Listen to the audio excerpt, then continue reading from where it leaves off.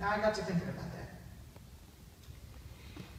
And I realized that nearly every parish that I have been a part of, not just the ones that I've pastored, but the ones that I've sat in the pew on a Sunday morning, have always seemed to have a bit more women than men.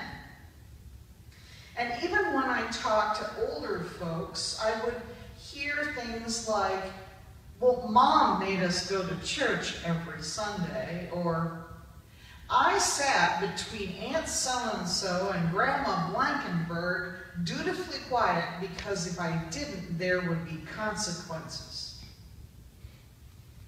I used to make excuses for missing male parishioners, always with a sigh. In the springtime and in the fall, I had farmers' widows. And in the fall and the winter, there were hunting widows. And Lord only knows, in the summertime, there were other things that the guys were preoccupied with, like mowing the lawn. Looking back, I admit that was all very sexist. After all, do not women farm? Don't women hunt? Women enjoyed NASCAR. Women enjoyed ball games. And that still didn't answer the question, why are men missing from worship? During those high activity seasons, women still made it a point to show up, while the men had seemingly found something better to do. Something more manly, maybe? Something more interesting? Something more engaging? Maybe even something more spiritually satisfying. So fast forward to a Wednesday evening earlier this month, sitting in our church library with 3 men from Settle Memorial's Men's Book Club, and I asked them point blank, what's wrong with us? Are we missing something? Are we missing something in worship? What is it that men need that our current worship practices don't provide? They, like many of the men that I had asked in those recent days, didn't have many answers. Just days before, another man that I had asked the same questions to looked at me truly astounded, murmuring, "No one has ever asked me that before. No one has ever asked me what I wanted in worship.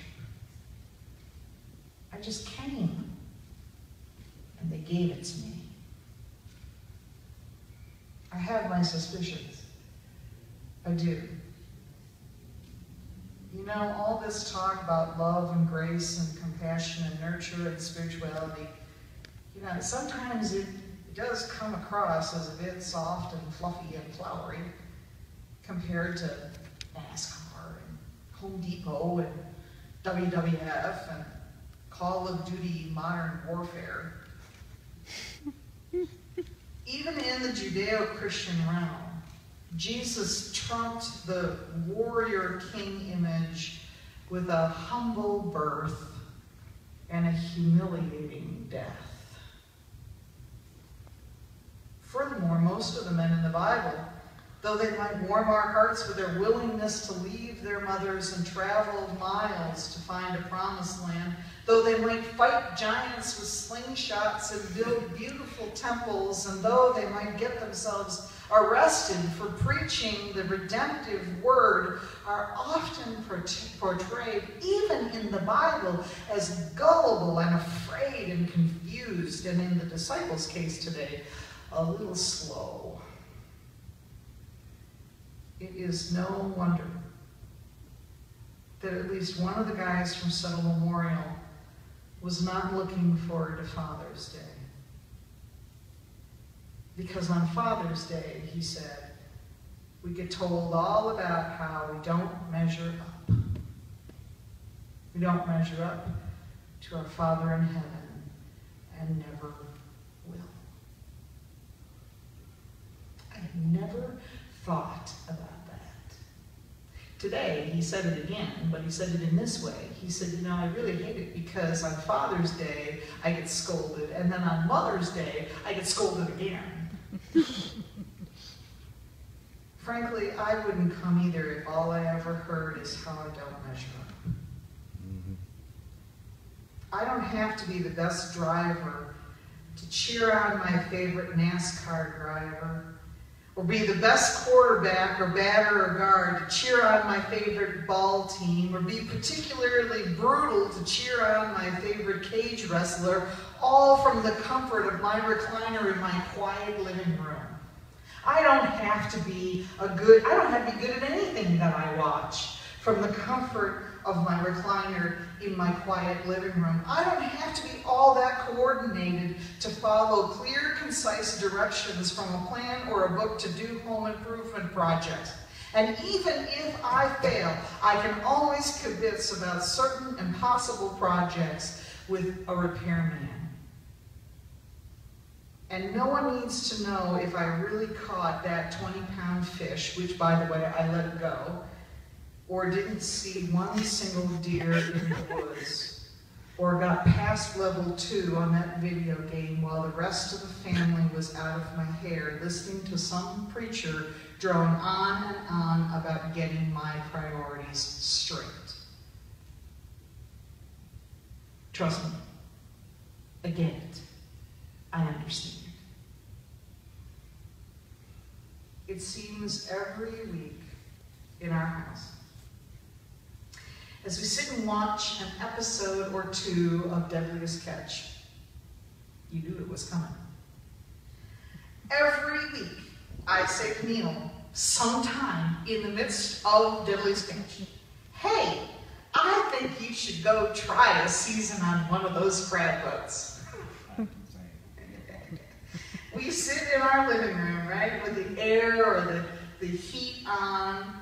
We are sheltered by a roof and walls in a house that is sitting stable on its foundation, and we watch 5-6 men crews of crab fishermen haul pots, count and sort the good from the bad, stack gear over grueling hour after grueling hour, season after season, battling weather and stress and seasickness and injuries and mechanical issues and addiction and personalities.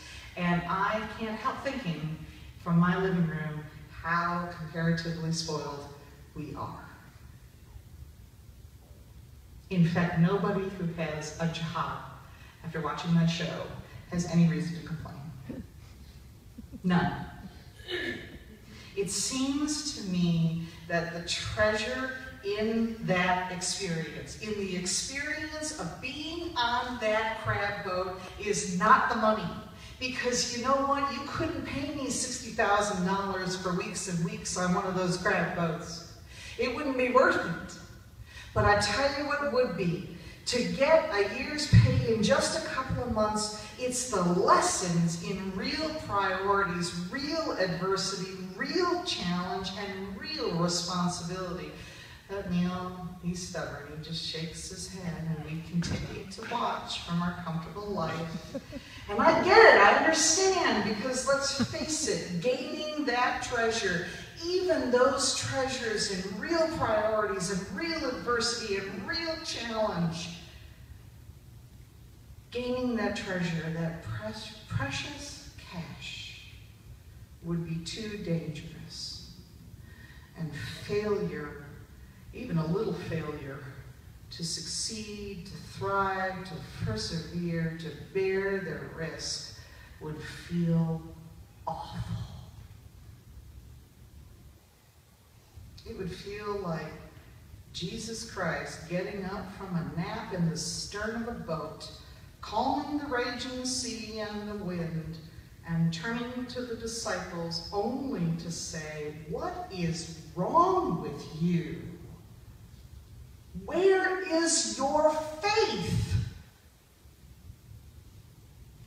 If the treasure, the cash you are chasing requires you to risk your known world, your life, or your self-worth, it is tempting from a much more comfortable place to believe that you may as well not even get aboard the boat.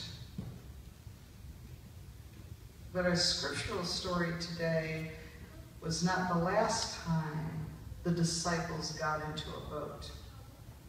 It was not the last storm they encountered, nor the last time they sailed without gaining